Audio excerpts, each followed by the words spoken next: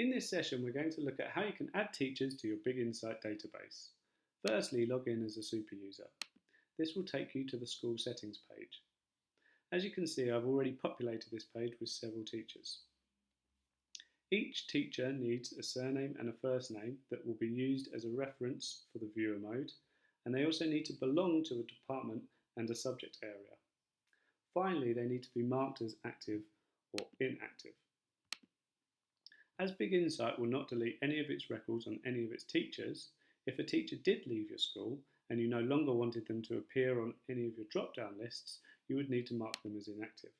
However, if at any point you did need to return them to those drop-down lists, you can click Active again. To add a new staff member, scroll down to the bottom of the staff list and click the Add Staff Member button. This will give you a blank entry form. Start filling in their details,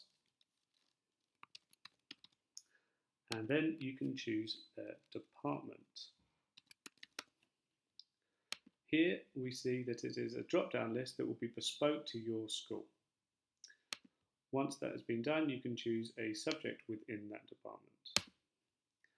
Finally, it should be noted that on any new entries there is a remove button at the end. If you did make a mistake and you wanted to remove that entry, you can click the remove button. However, it should also be noted that any existing teachers do not have that remove button. Once you have saved your changes, those teachers will be in your records forever.